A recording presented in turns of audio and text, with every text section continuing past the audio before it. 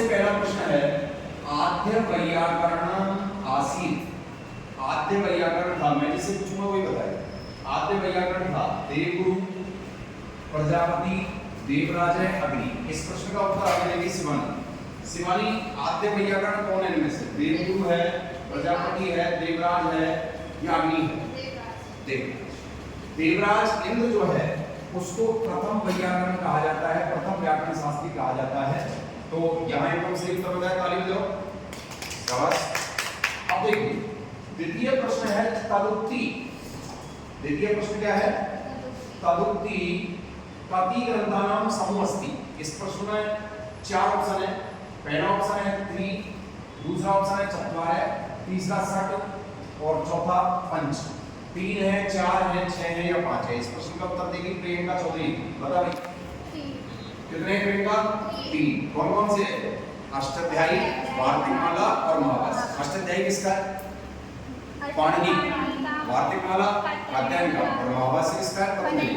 इन तीनों ग्रंथों के समूह को सार्थक शब्दों की सिद्धि शुद्धि उत्पत्ति की दृष्टि से प्रमाण होने के कारण तदुक्ति के नाम से जाना जाता है। शाबाश, ताली बजाओ उसके लिए। बहुत बढ़िया। अब देखिए तृतीय प्रश्न है कातंत्रीय परंपरा अस्ति।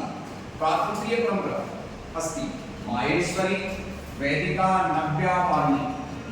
बताइए इस प्रश्न का उत्तर देगी हमें तारा। माहेश्वरी। माहेश्वरी परंपरा को शैव परंपरा भी कहते हैं। माहेश्वरी परंपरा को कातंत्रीय परंपरा कहा जाता है क्योंकि जो शिव वर्मा है उसने कातंत्र ग्रंथ में व्याकरण और विकास की शैव परंपरा का उल्लेख किया। अच्छा, चौथा प्रश्न है शब्द संस्कारेषु मूल संस्कार अस्ति। शब्द संस्कारों में मूल संस्कार है। इस प्रश्न का उत्तर देगी संजू। सूत्र। विवाह मूल संस्कार है गुण संस्कारों में और सूत्र मूल संस्कार है शब्द संस्कारों में। यहाँ भी आएगा सूत्र मूल नियम। और सहायक या पूरक नियम को वाक्य कहते हैं। जड़ सूत्र की व्याख्या को भाष्य कहते हैं। शिक्षा प्रारंभ संस्कार कौन सा है? उपनयन। वैदिक काल से लेकर गुरुकुल शिक्षा पद्धति में उपनयन संस्कार चलता था। अब 5वां प्रश्न है मुखम व्याकरणम स्मृतम इति के कथम। मुख व्याकरण है ऐसा किसके द्वारा कहा गया? सपना में बता भाई। ए ऑप्शन में सिद्धांतकारण, बी ऑप्शन में कौमुदीकारण, सी ऑप्शन में सूत्रकारण और डी ऑप्शन में निरुक्तकारण। सूत्रकारण। सूत्रकारण। सूत्रकार कौन है? पाणिनि। पाणिनि ने पाणिनि शिक्षा ग्रंथ में कहा है कि व्याकरण को वेद पुरुष का मुख मानना चाहिए।